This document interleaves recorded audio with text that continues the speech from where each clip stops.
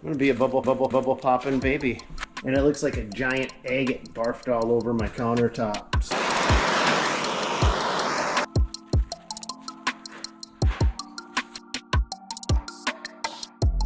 Squeegee off and fill in these two holes. She's about as flat as you can get. Okay guys, we're gonna be tackling two projects today. One is fixing a countertop that we poured previously.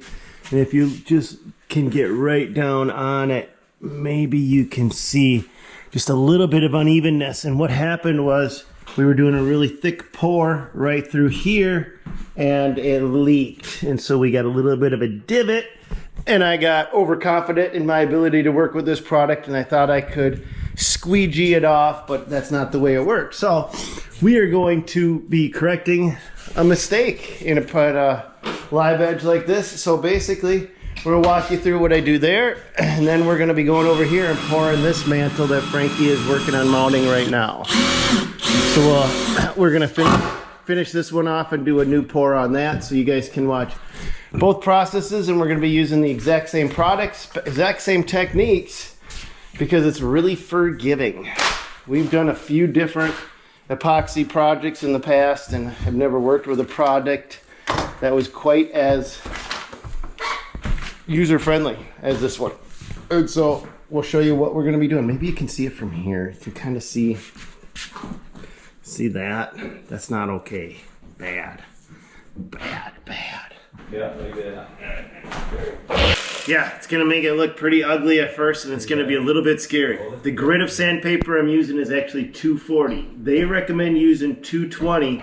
And these little bit of scuffs that you feel you're making right now, don't freak out about it, because when you go to re-pour, the material will actually fill all these in, and you actually need these micro scuffs to get one layer to adhere properly to the next layer below it. So you got to break an egg to make an omelet, meaning it's going to get a lot uglier before it starts getting a lot better. So that would be 20.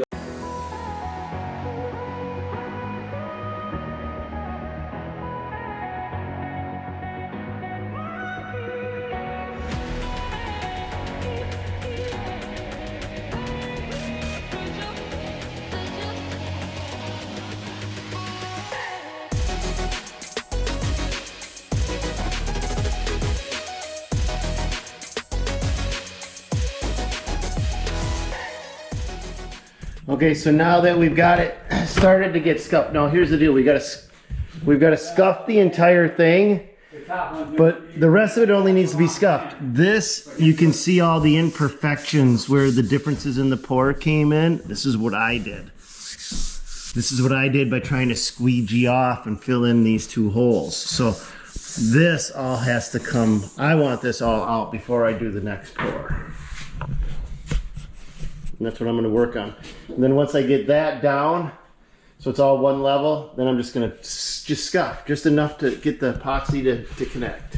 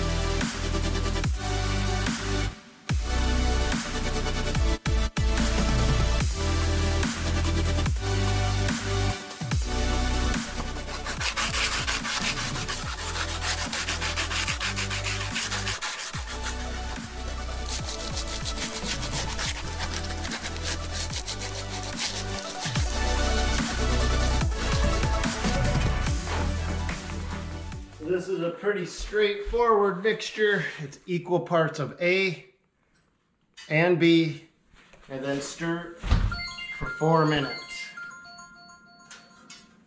You're gonna want to make sure, I even set a timer, that was the timer going off. You want to make sure you hit that 4-minute mark.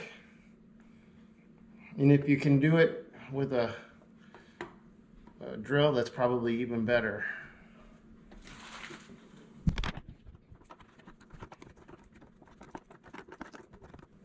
Important thing is to get these these parts, one is thick, one is loose, and to mix equally, because once you pour it out of the bucket, it's not going to have the opportunity to mix together.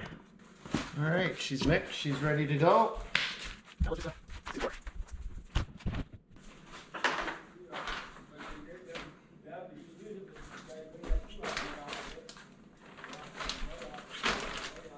This is the second pour. So we need a lot less. A lot less.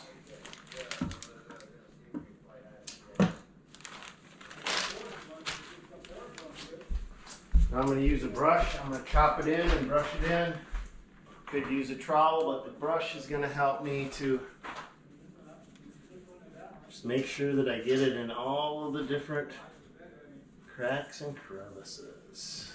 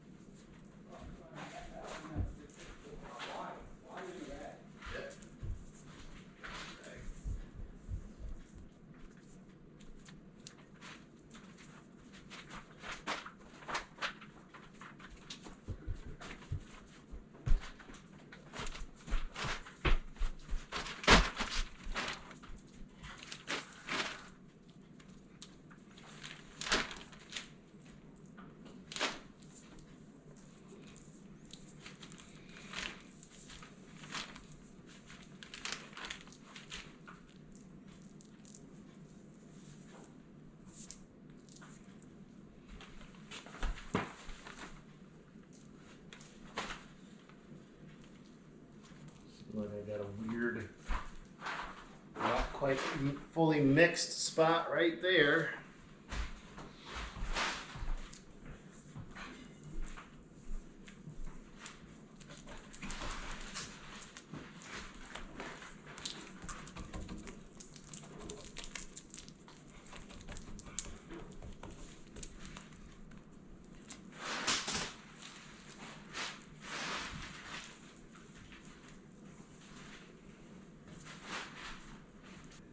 Chop in the entire top. And what that will do by chopping it in, one final mix right on the work surface. This is all we got for trowels. Oh, that's okay. I was hoping to get an 1/8 inch trowel. I just did it with the brush. But thank you.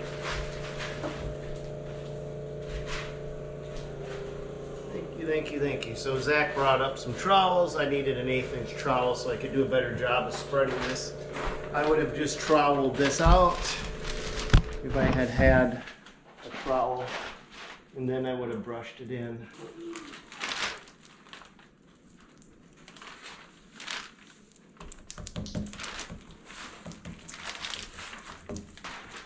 This step mixes it, really gets it in with the coat below it.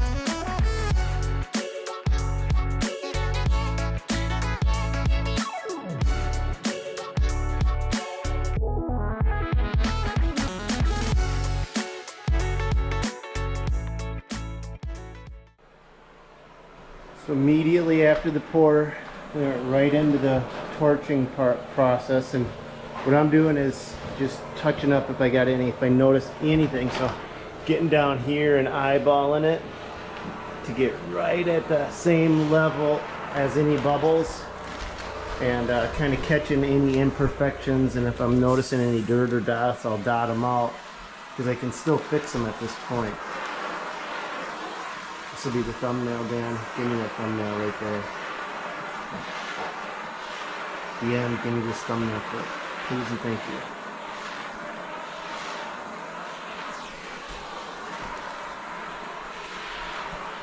So I went to 240, Frankie. I did not go to 400 grit. You didn't do the 400, huh? Nope. They say 220. So I figure if I went 240, yeah, I went extra as it is. So now basically it's a matter of just babysitting this slab to make sure no bubbles come up, and if they do, then just touch them with a torch before they become permanent. It's a matter of catching it at this time. But no, a re-pour like this actually adds depth to the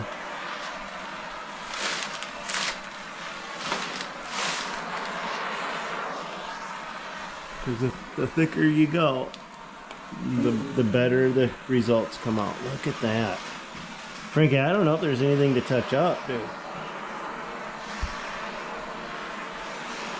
She's about as flat as you can get. Holy buckets.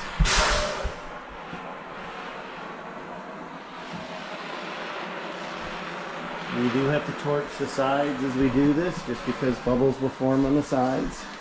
It will run a little bit more when you light up the torch because you're warming up the material. This is where you got to get down to check for bubbles.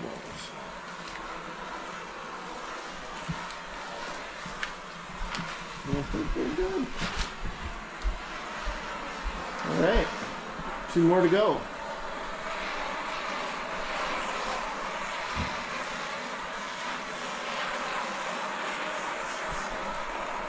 Now these are virgin coats, so I'm going to use a lot more material since this is going to be the first coat for these two.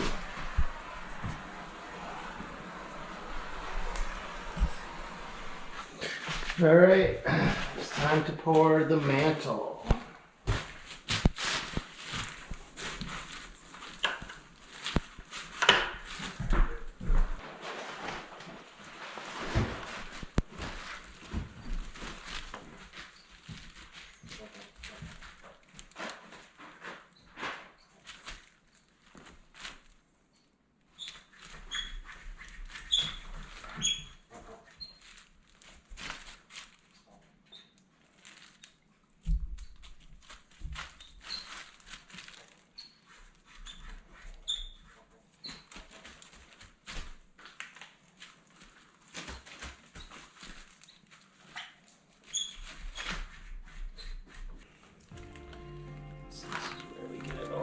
The ends, we brush on the ends in this case.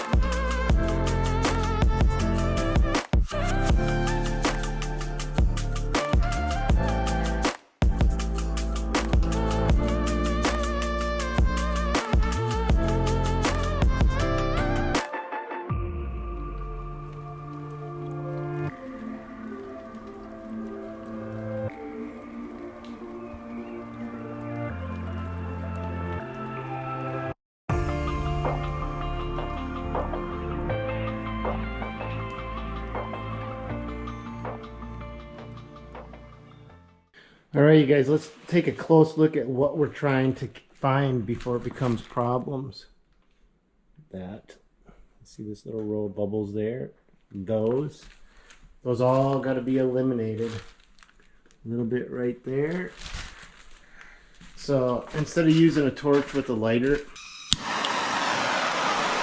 I don't like heat guns. I like torches better because the heat gun moves the material around more. It's got more air pressure on it for some reason. I don't know why. This just concentrates on popping bubbles.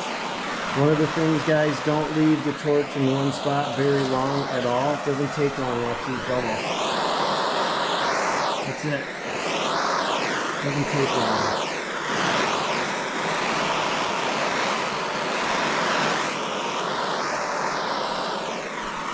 Does not take long at all. So, what I'm going to end up doing is spending the next few hours babysitting these two slabs.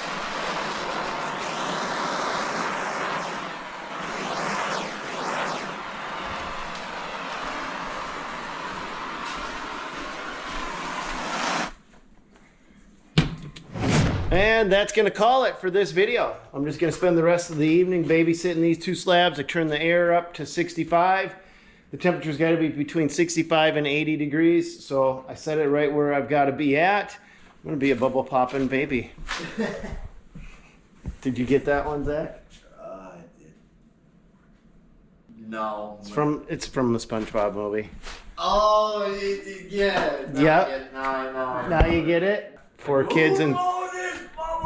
Yep, in the ship. Yeah. So what happens when you got 4 kids and 3 grandkids. You learn a lot of SpongeBob. And that's all we got for you on today's video. Hope you enjoyed the way we fixed this slab up. And then the top coat, the first coat of these, it won't need a second coat.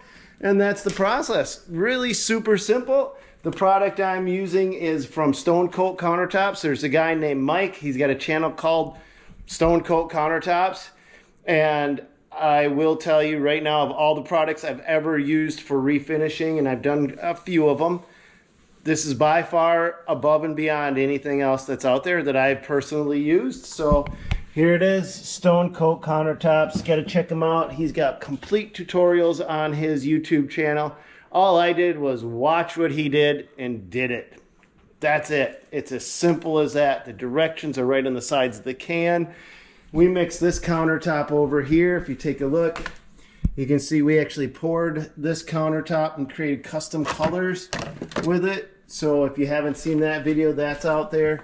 This is called a dirty pour. This was where all the colors were mixed together and we poured this out. And then we did custom, where I just started to do inlays over here. And it looks like a giant agate barfed all over my countertop. So I actually kind of like it. It's not for everybody, but that's the beauty part. If I don't like this in 2 weeks, I can do another pour over the top of this countertop and just be perfectly done. I mean, once you learn how to do it, this was 200 some bucks. Took to do all these countertops, and these are made out of plywood. It's a beautiful process. And I hope whatever you're working on turns out amazing and much simpler and easier and faster and better and just everything possibly good that could possibly happen for you guys. That's it for today. God bless you guys. Go get them, and we'll catch you on another one, you guys. Have a good one. This will be the thumbnail, Dan. Give me that thumbnail right there.